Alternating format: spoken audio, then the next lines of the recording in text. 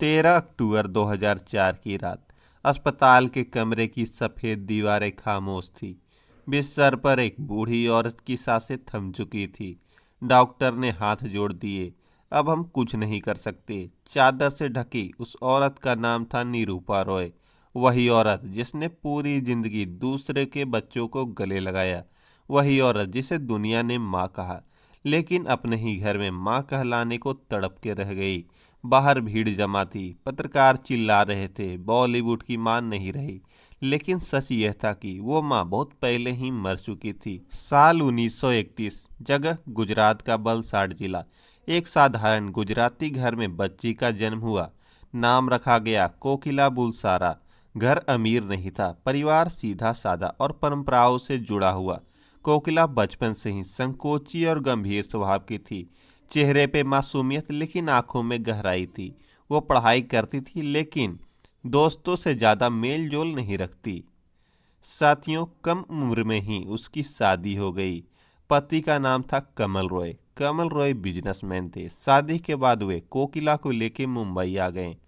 मुंबई वह शहर जहां लाखों लोग सपनों के लिए आते हैं, लेकिन कोकिला, उसके पास तो कोई सपना ही नहीं था। लेकिन किस्मत कभी कभी हमें अनचाही राह पर भी बड़ी मंजिल तक पहुंचा देती है। साथियों, एक दिन कमल रॉय ने कहा, तुम्हारा चेहरा बहुत अच्छा है, फिल्मों में क्यों नहीं कोशिश करती? कोकिला हंस पड़ी, मैं फिल्में, ये मजाक है ना। लेकिन 1946 में उन्हें पहला मौका मिला गुजराती फिल्म रनक देवी में।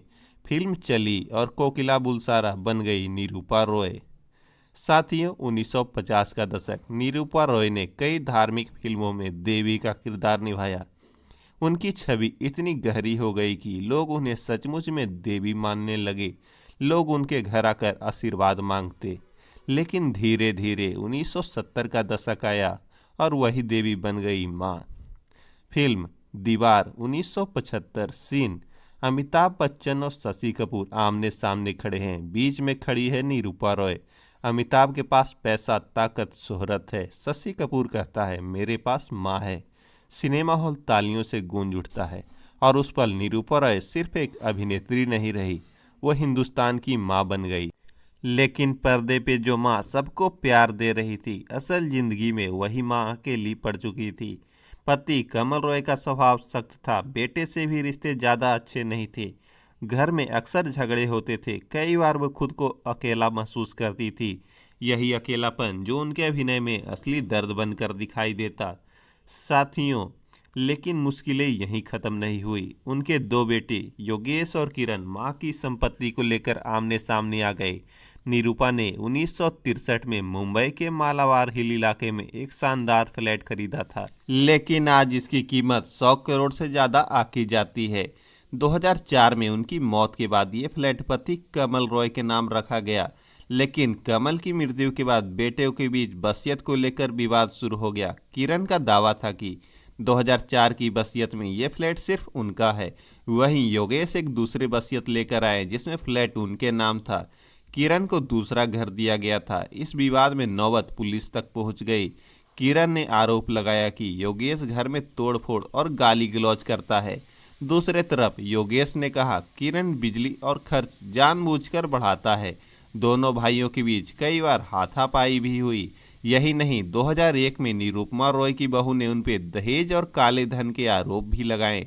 हालांकि अदालत ने निरूपा रॉय को इन आरोपों से पूरी तरह से बरी कर दिया। साथियों, कुछ लोग तो कहते हैं इन्हीं घरेलू तनावों और पारिवारिक झगड़ों ने उनके दिल पर बोझ डाला और यही बोझ 2004 में दिल के दौरा पड़ने की असली वजह बना।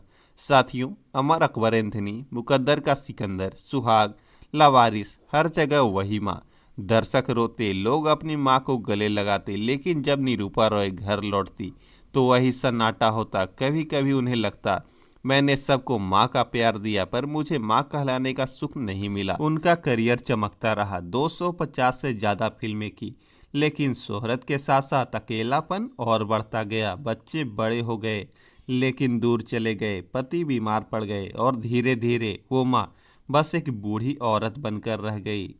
2004 की सुबह दिल का दौरा पड़ा। डॉक्टर ने कोशिश की पर बचा नहीं पाए। मुंबई की सड़क पर शोक की लहर दौड़ गई। हर अखबार में छपा, बॉलीवुड की मां नहीं रही। आज भी जब कोई फिल्म में मां का किरदार लिखता है तो सबसे पहले नाम आता है निरूपा रॉय। उनकी आंखों का दर्द, चेहरे की ममता, आवाज का कंपन सब अमर है साथियों।